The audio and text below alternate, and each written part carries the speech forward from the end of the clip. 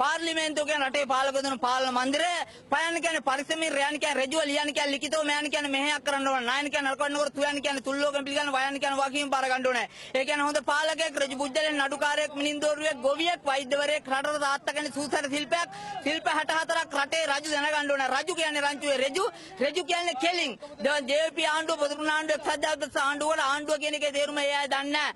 ආණ්ඩුව කියන්නේ අන්න නොඅඩුව. අන කියන්නේ නීතිය කියන්නේ යුතුයකම් අඩු නැතු ඉටු කරනවා කියන එකයි ආණ්ඩුව කියන එකේ තේරුම. අද ඒක නොතේරුම අරගෙන ඒගොල්ලෝ අද බැදිවිලා ඉන්නවා මිනිස්සු අසරණ වෙලා තියෙනවා. ඒකින්ද සිංහල රජකම අපිට ඕන වෙලා තියෙනවා.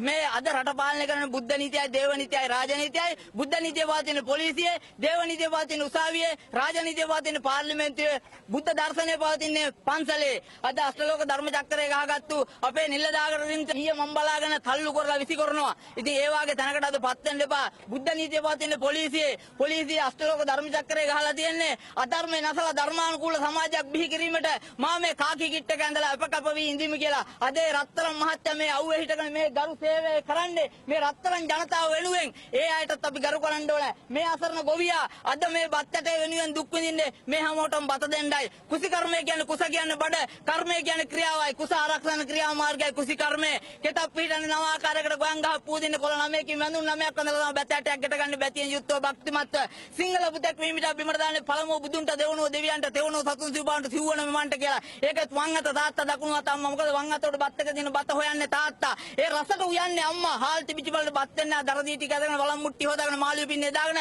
බත් එක හදාගෙන අතට නෝ පුතා නිදාගෙන ඉන්න හොඳනවලු බත් එක ආයේ කොහොමද කියලා බලන්නලු. ඊමයි හැමයි දෙකම එකයිලු දෙවුර මවයි පියයිලු දෙවුර උඩ තියාගෙන අවුරුදු 100ක් උපසත්කාර කරුවත් ඒත් අම්මටයි තාත්තටයි ණයයිලු. එහෙමනම් බතට අත තියන්න මඩල කකුල තියනවා බතේ රසය දන්නේ එතකොටයි. රජෙක් වෙනකොට ණය තියෙන්න බෑ, ගුරුවරයෙක් වෙනකොට වැරදි තියෙන්න බෑ, විනිසුරෙක් වෙනකොට බොරු තියෙන්න බෑ, භික්ෂුන් වහන්සේ නමක් වෙනකොට තණ්හාව තියෙන්න බෑ, ගොවියෙක් වෙනකොට කම්මැලිකම තියෙන්න බෑ, රියදුරෙක් වෙනකොට අංග විකල මන්ද බුද්ධික වෙන්න බෑ, බාස් කෙනෙක් වෙනකොට අද තියෙන්න බෑ, පොලිස් කෙනෙක් වෙනකොට බය තියෙන්න බෑ, වෙදෙක් වෙනකොට ලෙඩ තියෙන්න බෑ, අම්මා කෙනෙක් තාත්තා කෙනෙක් වෙනකොට වෛරය ක්‍රෝධය තියෙන්න බෑ, ළමයි වෙනකොට අකීකරු වෙන්න බෑ, බුදු කෙනෙක් වෙන්න හැමෝටම බෑ. තව මෙච්චර වෙලා මට මෙතන ඉන්න බෑ.